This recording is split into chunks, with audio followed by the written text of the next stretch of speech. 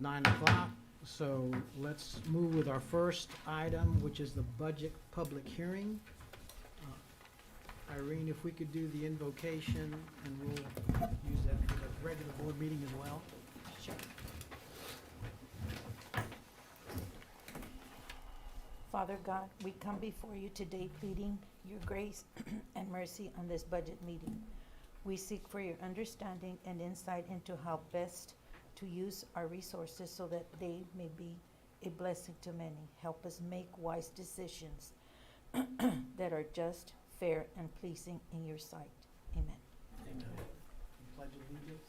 I pledge allegiance to the flag of the United States of America and to the republic for which it stands, one nation, under God, indivisible, with liberty and justice for all. Texas pledge. Honor to the Texas flag. I pledge allegiance to thee, Texas, one state under God, one and indivisible.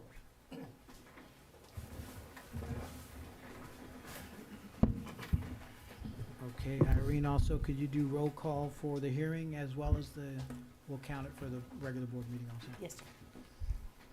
Jerry Garcia, Chairman. Luisa Elizondo, Vice Chairman. Leo Gonzalez, Secretary. Here. Devin Bacta. Here. Armando Chapa. Here. Caitlin Shoup. Here. Gabriela Leopold. Present. Butch Poole. Here. Kevin Kishnick. Here. Ramiro Canales, Chief Appraiser. Here. Leticia Roberts, Assistant Chief Appraiser. Here. Melissa Vela, Attorney. Here. And Terry Noack, TLO. Here. We have a quorum, sir. Okay, let the record show that we do have a quorum. So if we want to move forward with item number 5, budget public hearing on the 2024 proposed budget. Elias, right? Yes. We have several. My understanding is all of these want to address the board. So the first one on the list is Carol Scott.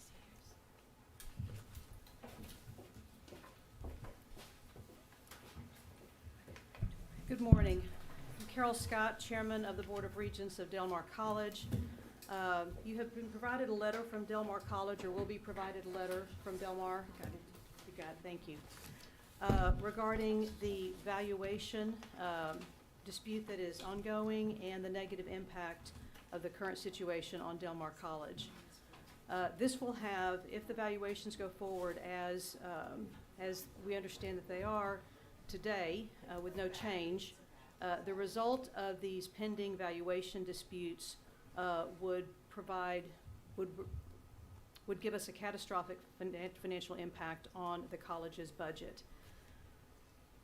Excuse me. The, I'm sorry. So we're in the public hearing I would regarding sure. regarding our budget. Yep. I don't know if that's going to be where you end up, but if not, we do have public comment in our regular meeting. That's So what I this is thought. specific But when you to- called me up, I was going to go ahead and Yes, do ma'am. that now. All right, Okay. I'll wait. Thank Okay. you. Yes, ma'am. Okay. Donna Hahn.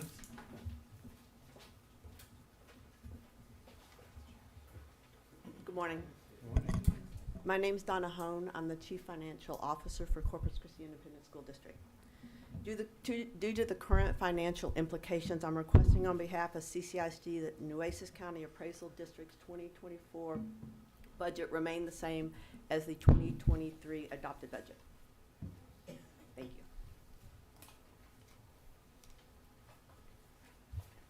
Mark Escamilla. I'll defer. Okay. Pardon me on this one. Mike. Culbertson, I'll defer.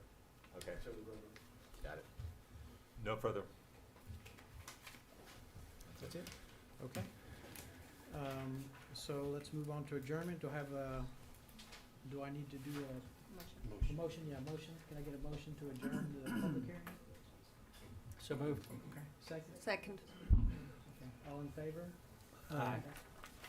Any opposed? Please put your gavel. Okay, motion passes.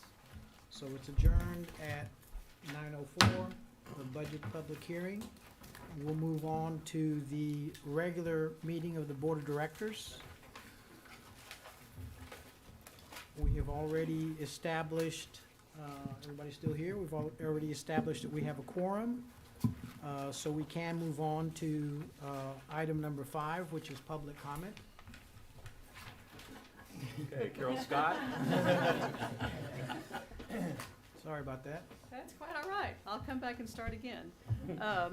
Carol Scott, Chairman of the Board of Regents of Del Mar College. The impact of the valuation dispute on Del Mar College will be catastrophic if it moves forward as it currently is stated.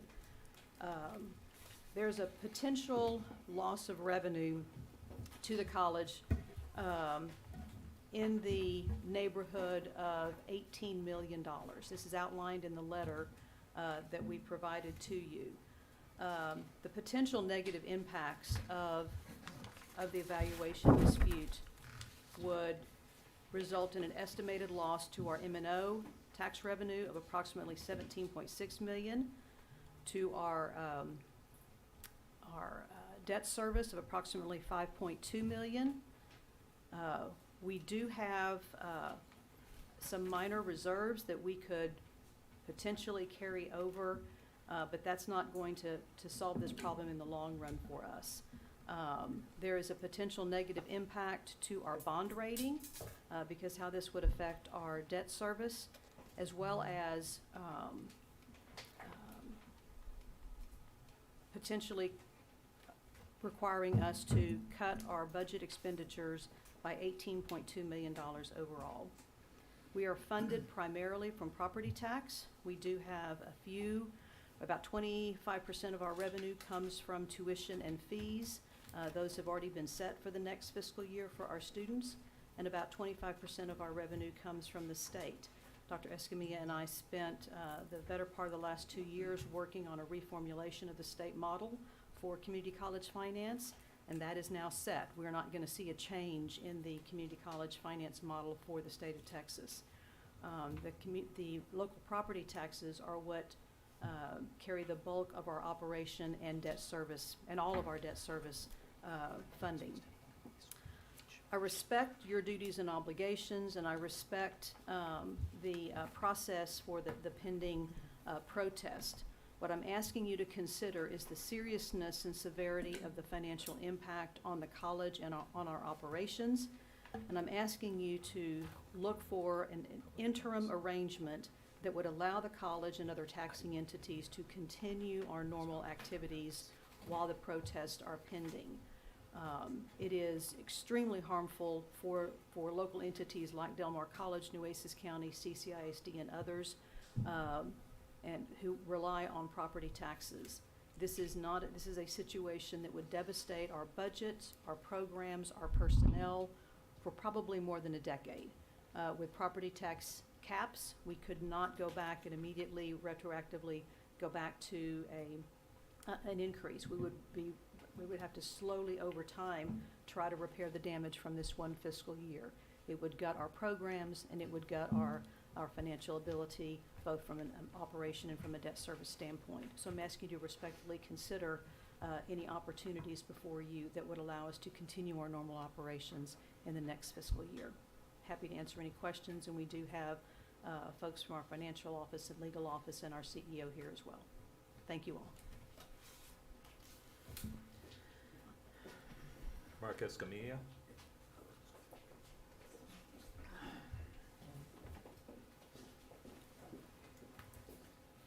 Good morning, everyone. Mark Escamilla, President of Del Mar College. I'm here to just talk a little bit more about the scope and the role, the impact of that your community college has in your region. You know, we are serving at any given year in the neighborhood of 20,000 credit and non-credit students. The numbers that you typically see are around 10 and so forth, and you're usually talking about your traditional students. The role that Carol and I have played at the state have really elevated part of our curriculum to really bring up those short-term credentials and so forth. So the number that I'm talking about is way greater with these short-term programs, and we're very different than many community colleges around the state. Your community college is serving in the neighborhood of 20,000 lives every day. Okay, that is a profound catalyst. It's not the driver. We know the port's the driver. We know that the base is the driver and all your economic engines that are out there. But we are developing the workforce. We are coming in on the heels of COVID. Okay, we are finally finally rebounding. That's with the rest of the country. Del Mar College is finally rebounding and starting to see enrollment starting to trend back with 2020. That's just now happening. That, in addition to the level of state support that Chair Scott has talked about coming from the state, is a timing and an issue of critical importance. The role of Del Mar College and the positioning of it all right now has really positioned us for an educational attainment, an increase in educational attainment like we've not seen in several years. The delicate balance with what's going on with the appraisal of some of our most valuable owners of property here in the state is really is about as delicate as you can get. We need to move forward. We need to move forward with predictability. In my 15 years at Del Mar College, never have I ever experienced anything like this. This is an anomaly that needs to be adjusted, that needs to be addressed so that we can continue to operate. The catastrophic effect that Chair Scott talked about is something that would linger. I think her conservative estimate was a decade or more. I've been through this before. I've been through something similar, but not to this scale. Not to this scale. The scale of this scenario that we have weighing upon us right now would have an effect that would probably take well beyond a decade to repair. If you've ever led an organization and had to take on these kinds of roles, you know what it's like, and it's not. To say it's unpleasant is one thing, but it's catastrophic. Again, the timing of Del Mar College in terms of positioning post-COVID and with the support from the state is something that we cannot disrupt. Thank you for this opportunity. Michael Caberza, sorry. Okay.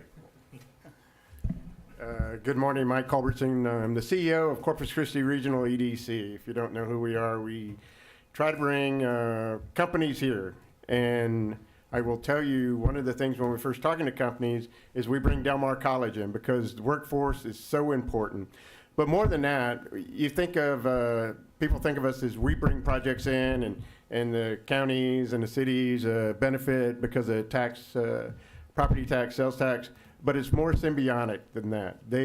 We count on the county, we count on the school districts, we count on Del Mar College because companies will not move here if their employees are not happy or have a certainty here. So it's very important for us that if I ever try to bring another company to Nueces County, that we take a look and a hard look at this. And I know your job's hard. I am not sitting over there really because it's a hard job. I get that. But I would like for you to, and just saying, okay, well, we're gonna have this, and then the protest is gonna go, and in the end, it'll go, is really bothering. I've fielded 2 calls from potential projects about this already. So please take a look at it. I don't know what the answer is, but we need more certainty for this. And I promise you, if we do not grow, then everything goes bad. And I'll give you a quick thing. I'm really old. I graduated high school in '75, and they didn't even take me to college. They dropped me off at the bus stop, which is now a bar. I left Corpus Christi. It said 225,000. I rolled into Austin, 219,000.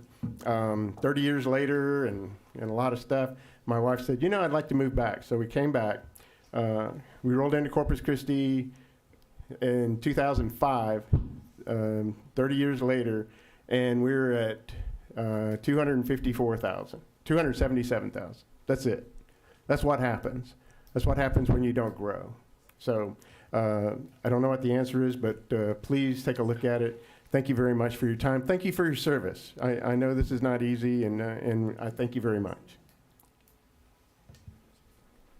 No more. That's it? No others are signed up. Okay. Okay, so let's move on to item number 6, which is discussion and/or action consent agenda. I don't know if anybody wants to pull anything out. in particular? If not, can we have a motion to approve the consent agenda? Motion so made. A second? I'll second. Thank you. All in favor? Aye. Any opposed? Okay, motion passes. Next is item number 7, taxpayer liaison report. Terry Nowak.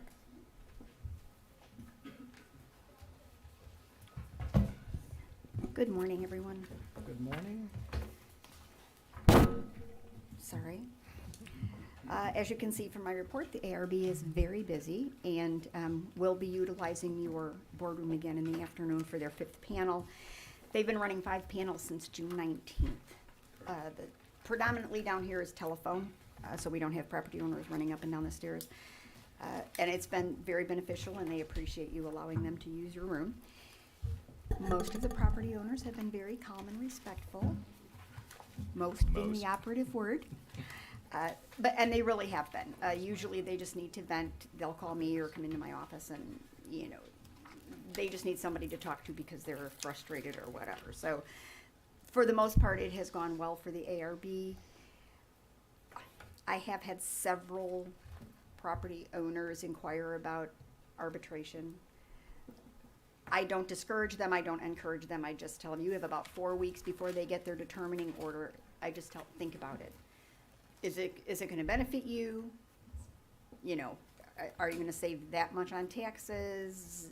I just tell them to think about it, give them my card and they can call me if they have questions about it. So, again, initially they're, yeah, I'm gonna go to arbitration. Some of them not so much, but I have had people call me back and say, tell me more about the process. So I anticipate we may get more than we had last year, but again, I'm trying to calm property owners down and have them really look at the financial aspect of it. Is it gonna be beneficial for them or not? And I have started early trying to get ARB members for next year, and I am happy to tell you that we have 3 people terming out, which means they can't return, and every other person has said they are coming back, and they have given me their applications if they need to reapply. So I'm about 3/4 of the way of getting the ARB fully staffed for next year, so that's a relief. So, any questions I can answer, or no? Okay, Very good. Thank you, that Terry. was easy. Thank Thank you. you very much. And the auditor's here, but I want to make some forwarding comments and introduce him for those who don't know him. In tab 8 of your packet, there is a memo from me talking about the audit, and then we have a communications letter from the auditors. They're required to give you that.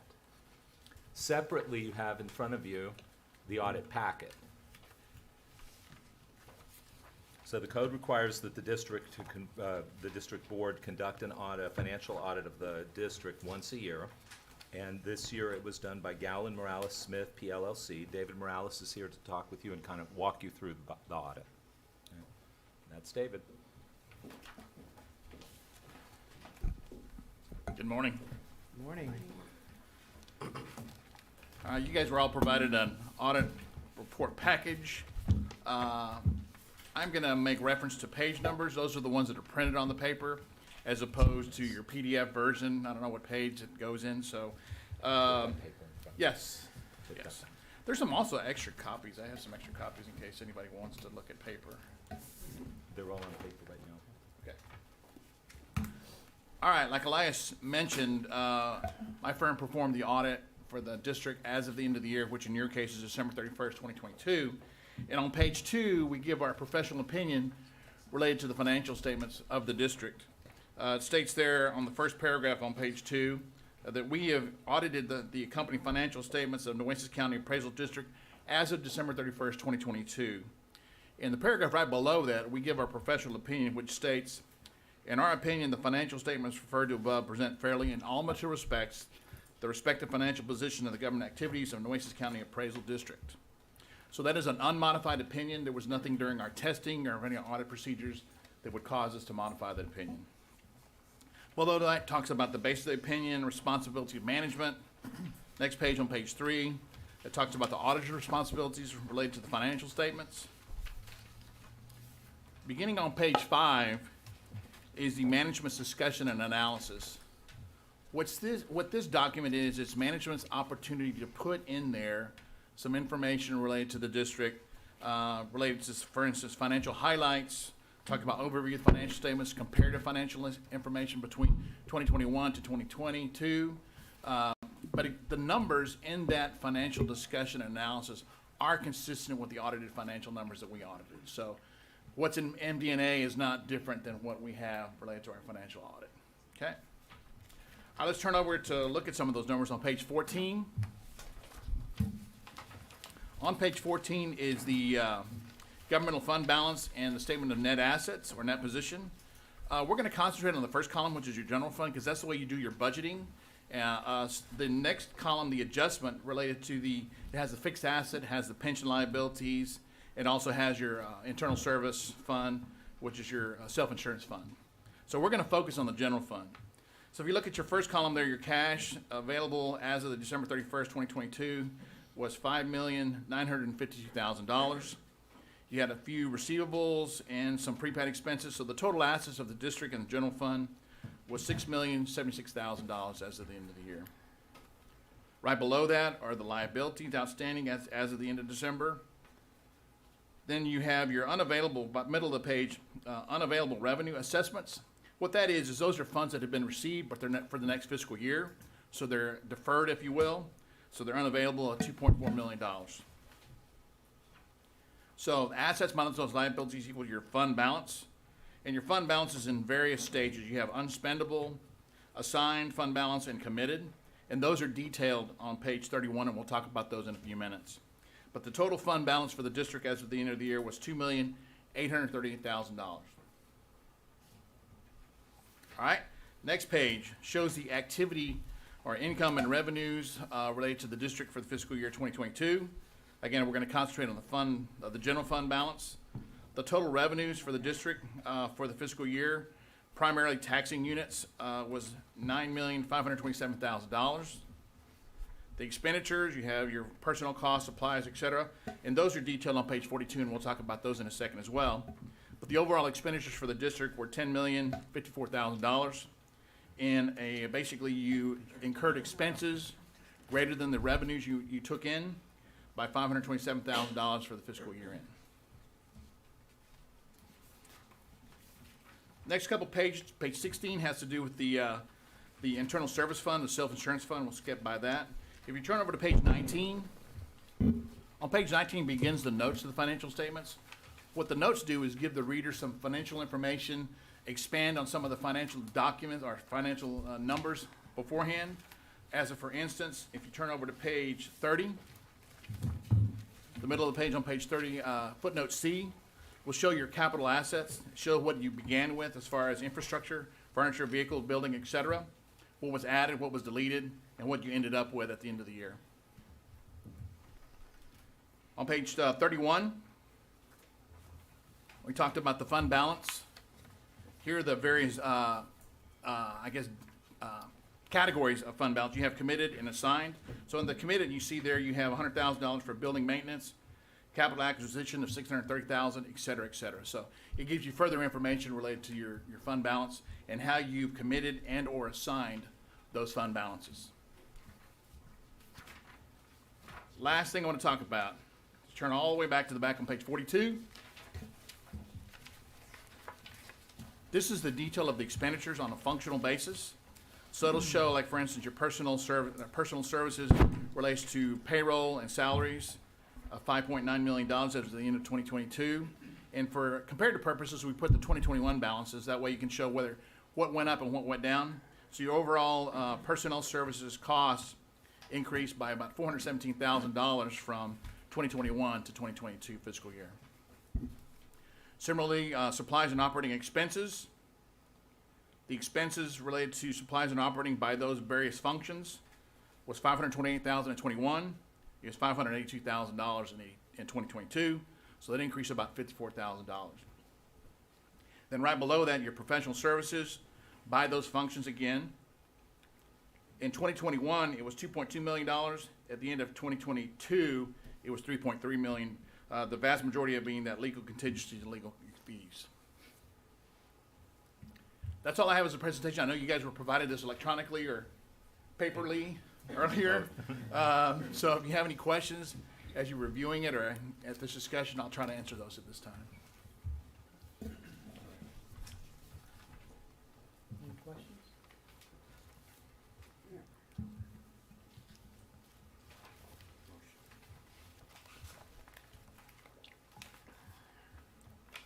Okay, so can we get a motion to approve the financial audit for 2022?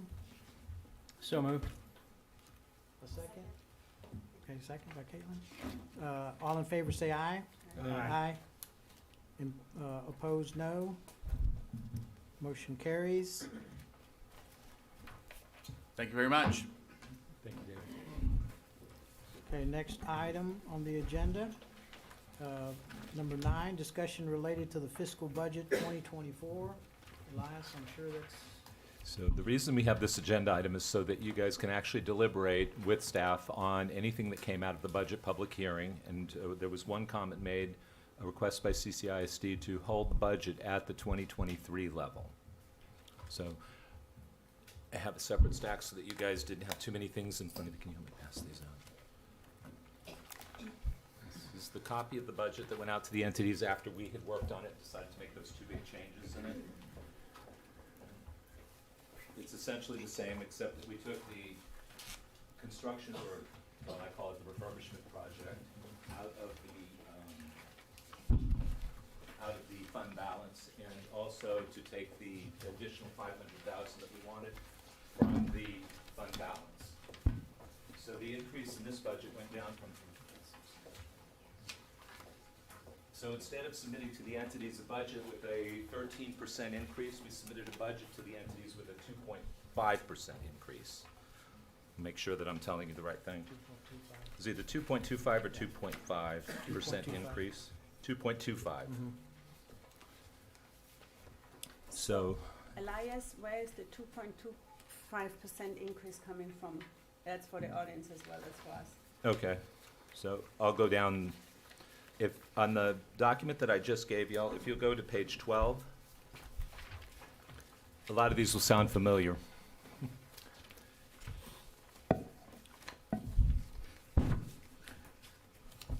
That last column, the gray column, is the one that compares the approved budget for 2023 with the proposed budget for 2024 by line item. So I'm going to hit the different sections. In the personnel section, the biggest thing there is that we're asking for a 4% cost of living increase for all the staff except for the seasonal temps and the chief appraiser. And then, of course, the corresponding effect on tax, payroll taxes, and other things that move with the payroll, like the retirement. For every $1 more we pay the employees, we have to put a little bit more in the retirement account. And then, of course, the health insurance is just a regular increase there because of inflationary trends. So that's part of the budget increase. Elias, can we stop right there real quick? Yes. Okay, on this 4% increase, I have severe problems with that. We have, Nueces County is I'm gonna be probably laying off at least 8 employees as a result of this. And there will be 0 increases for any Nueces County employee, and I'm sure the other affected taxing jurisdictions as well. And that item has to be cut. Okay. So how does the rest of the board feel about that? I guess we're looking for direction. I'm in agreement with that. Me too, unfortunately, because the problem is if we have, and there's a bigger explanation to all of this, which I don't know if we have any chance on the agenda to do this today for the audience as well as for us. But this is a temporary deal, one way or the other. It's a temporary deal, whether it's 1 to 2 years, maximum of 3 years. That's a question, right? But I do think we have to share the pain one way or the other. I mean, that's not a question, so. Any other feedback? I agree. I mean, it is and as Gabby said, this is, we've got to share the pain for a year, 2 years. But I'm in agreement. We should keep the budget the same. Keep the budget flat or remove the cost of Flat. living? Flat budget. Back to 23. The that what question you is want how, us to the say? question is how you get there, right? To keep it flat. Mm-hmm. So if you have any other item, we already reduced it. We reduced it a lot already. I mean, we went. The building is in big need of repairs. We said it's not happening. So we already took all of that off, and the whole district was working hard on that to give us new numbers. So I'm aware we are cutting down a lot, you know. But if you can get there differently than with the increase of the 4%, that's a different story. But I think if you, I don't think that's a possibility. So. Well, and I'll just point out that the county's actually going to be cutting their budget by at least 20%, probably 25%. The whole budget. Yeah, So- I think let's keep going section by section and see what can be carved out. Yeah. Well, if y'all would just give us broad direction, we can work on the details. Okay. Okay. So, I think the goal should be to maintain it at a 0% increase. I mean, Okay. that's kind of the direction, if Yeah. everybody agrees. I agree. okay, because we do have one extra month in the whole budget cycle. We can come back whenever the August meeting is going to be. We can come back to you with a flat budget if that's the consensus of the board, and we'll tell you what we did. But that's what I'm hearing in terms of the broad direction, make it flat. Yeah, just bring What it back. about you, Leo? Yeah, I mean, I would agree. Okay. Okay, we'll work on it. Got it. There is no action on this item. Is there any other feedback that the board would like to provide us with? Okay. Thank you. Thank you, Les. Okay, so item number 10 is discussion and/or action related to GASB 54, designation of funds. I'm assuming it's. That's me. Elias? Today is your financial day. It is the Elias Show. All right, so in tab 10, as David was telling you, we have a fund balance totaling, at the end of the year, totaling $2,838,199. In December, you guys adopted a GASB resolution that told us how to designate all the parts of that. This grid in tab 10 is the result of that now with the audited numbers. So these are final, and this is exactly what's in that resolution. So here's what it looks like. Broken up into the categories of non-spendable, which is non-cash form basically, not committed, which is committed to those things that the Board of Directors would like them committed to, their intentions of the Board of Directors. Then there's assigned, which is what you have designated that Ronnie can have for these designations, and he can move on them whenever he wants. And then there's unassigned, which is 0, because everything is spoken for. So just showing you that, and then we're going to go into what we want you to do with it. Staff is requesting, and this comes out of our budget discussion last meeting, item number 1 at the bottom, to move $500,000. Right now, this is what it looks like per what you wanted us to do in December. So we want to take $500,000 from the cash flow reserve, which is sort of in the middle of that grid.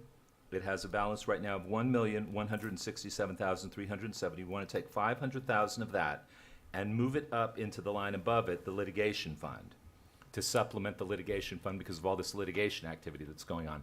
Instead of asking the entities for that $500,000 next year, in addition to the usual $500,000 that we asked them for, we're going to take it from here.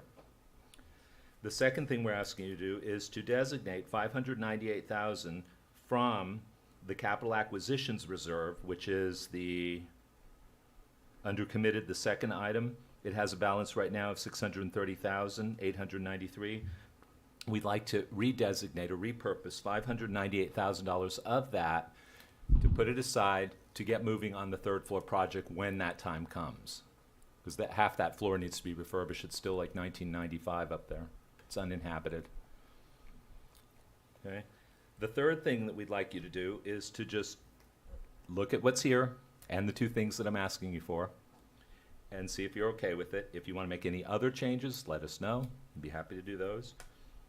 And then the fourth thing is, once all this is finalized with those 2 things that I'm asking you for, then attached, the next 2 pages is a board resolution, and we will ask that that be executed. It'll be updated for any changes that result from this discussion.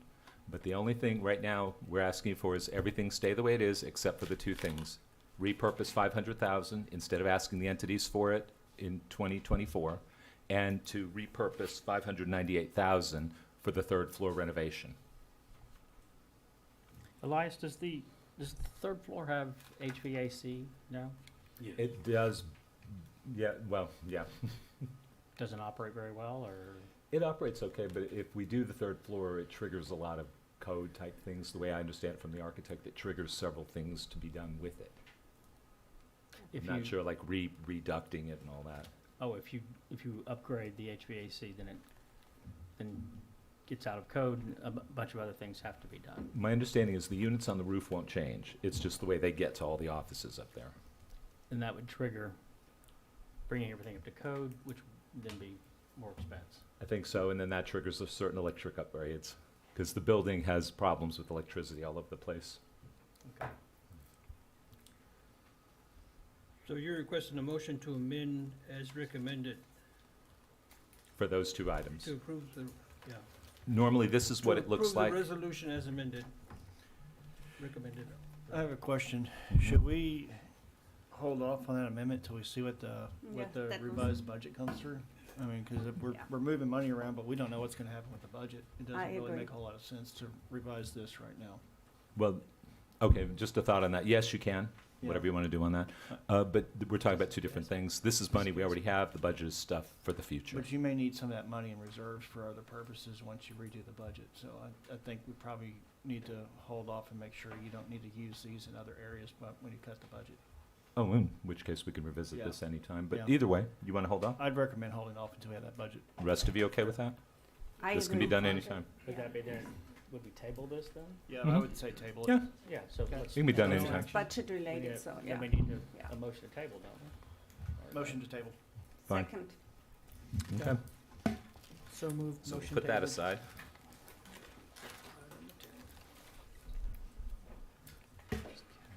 And Gabby. Okay, we've tabled item number 10. We're on to item number 11, discussion and/or action related to taxpayer liaison officer contract. Okay, so this is Terry's contract with the district. She reports directly to the board. The contract lapsed in December of 2022. That got past all of us, including Terry herself. So we're bringing you a new contract, but we're going to go retro date it basically back to January 1st. It's going to pick up all of her services from there. The only changes, it's the same document as last time. We'll ask the board chair to sign it if you all approve it. But the only things that are changing in it from the terms in the last or in the previous contract is that the term will now be January 2022 through December 31st, 2024. And the compensation will be $27,000 a year, and that's not going to change all the way to the end, including with this budget. Yes? Mhm. Oh, I'm sorry, it's 2023. I misspoke, thanks. It's January 2023, so this year and next year. And nothing changes in between now and December 31st, the end of next year. Her duties stay the same, it's just her pay changed, and that was approved in the budget for starting this year. So this is just approving the contract then? Mhm. And so you need a motion to approve the contract? Yes, please. Well, first of all, Terry, thank you very much. Everybody that I've sent to Terry has called me to thank me that you've done a fantastic job in helping them navigate and understand why they're in the situation they are. So I appreciate it very much. Second. So I Butch? mean, if no other comment, I'll make the motion to Okay. approve the contract. I assume that was a motion. I figured there'd be a lot more people to say thanks, Terry. Thank you, Terry. Thank you, second. Thank you, Terry, so much. Do we have a second on that? I Was that second. Butch? Kevin? You, Kevin? Yeah. Okay, all in favor? Aye. Aye. Any opposed? Okay, motion carries. Okay, item 12, we want to renew the Microsoft licenses, but because the cost is over $50,000, that's the chief appraiser's spending limit, we have to come to the board. There's not a whole lot to be said about this. It's our Microsoft 365 licenses. That's on tab 12 of your packet. And so we're asking you to allow us to renew. How bad would it be if we didn't have this? I knew it was coming. I knew this. Oh, man.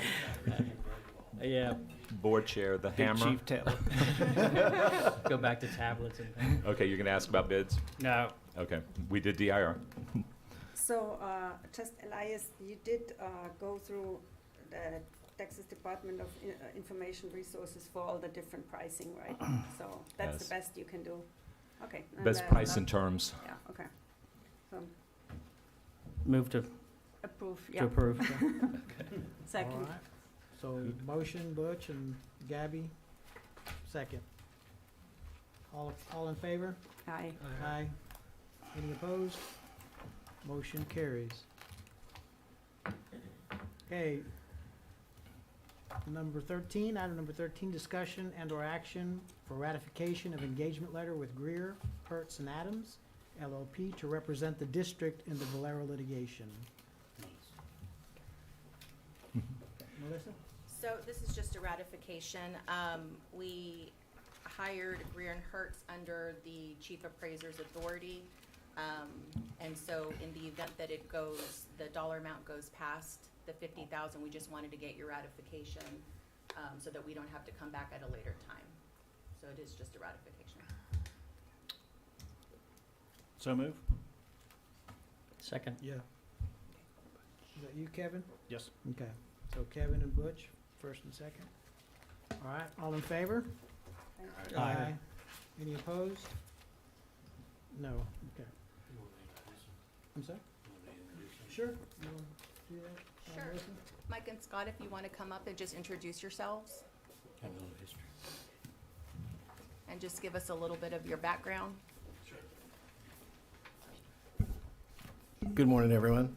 I'm Michael Adams with Greer, Hers, and Adams. This is my partner, Scott Andrews with Greer, Hers, and Adams. We have been involved in appraisal district litigation for about 12 years now. We have, we represent appraisal districts all over the state, from nuclear power plant valuation to pipeline valuation to refinery valuation. Actually, we're out of Galveston. I live in Texas City, where there are two refineries and a chemical plant. We have been engaged in litigation with Valero before. We've actually had the attorney for Valero, David Huggan. We have been involved with David on the other side for over 10 years now, so we're familiar with him. So we feel we bring a lot of experience and a lot of know-how to this situation, and hopefully we can get all of this stuff resolved as soon as possible. Thank you. You're welcome. Thank you, gentlemen. Glad to be on board. Thank you. Thank you so much. Okay, next item on the agenda, number 14, is executive session. Mr. Chair, before we go into executive session, I know we can't discuss public comment, but I do want to express our appreciation to those that came before us. We hear what you're saying. Thank you. Thank you for being here. Thank you for your comments. Thank you, Armando. All right, public notice is giving that the Board of Directors may elect to go into executive session any time during the meeting to discuss matters listed anywhere on the agenda when authorized by the Open Meetings Act, Chapter 551 of the Texas Government Code. Should the Board of Directors elect to go into executive session, the section or sections of the Open Meetings Act authorizing the executive session will be publicly announced and presided by a presiding officer. Upon completion of the executive session, the Board of Directors may take such action as appropriate in open session. A, consult with legal counsel regarding Flint Hills/Valero litigation and related matters, Section 551.071.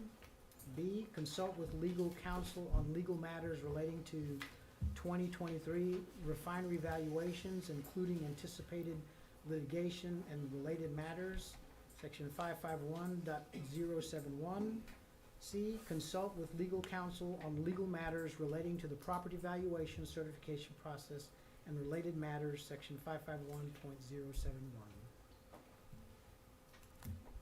If you'll call the time that we're going into. Okay, we're going into executive session. It's currently 9:44.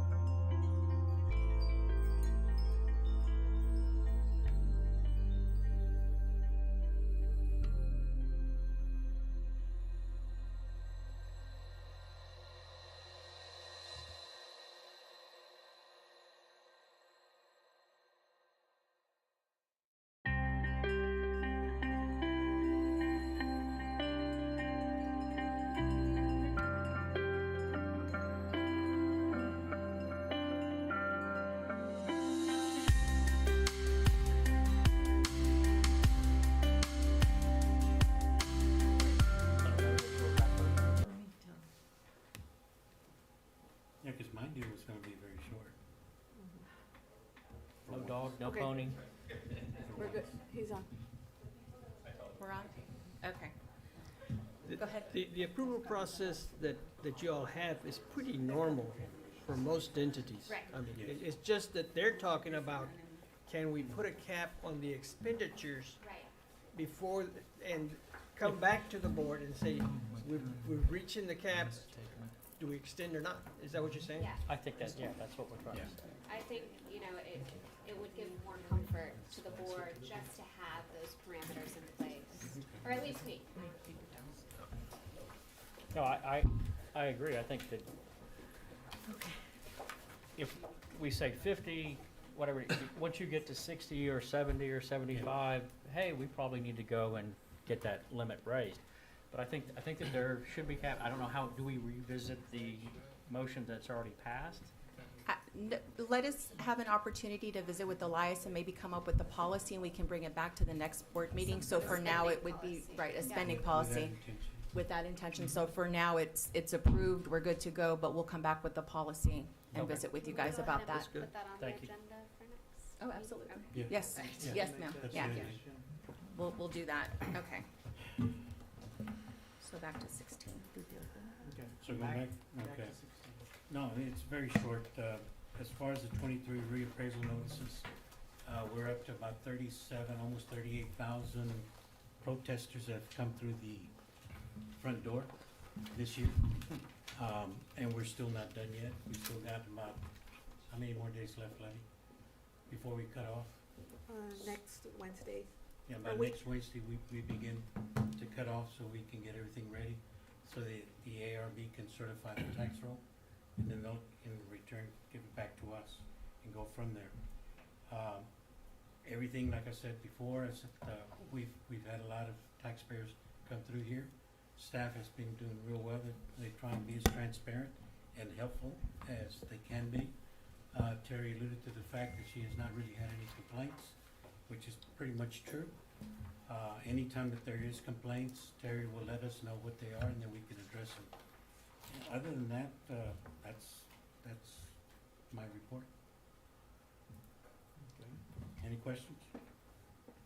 Okay. Questions or comments? Okay, on to item number 17, suggested items for next regular meeting. And I think Caitlin and Right. Butch mentioned, coming back with a cap on incremental spending. Mhm. I'm guessing, which I think is prudent and probably good for your protection too, Ronnie, and Right. the rest of us. Can I also put on the Anything credit else? cards for liquor and all that sort of stuff? I wanna make sure. Any other suggested items? Okay, so now we're on to 18, that's adjournment. I suggest we adjourn. All right. Motion to adjourn? Motion to adjourn, got a second? Second. All in favor? Aye. Any opposed? Okay, we're adjourned at Somebody 10:46, I believe. Anybody ever oppose? I don't want to adjourn.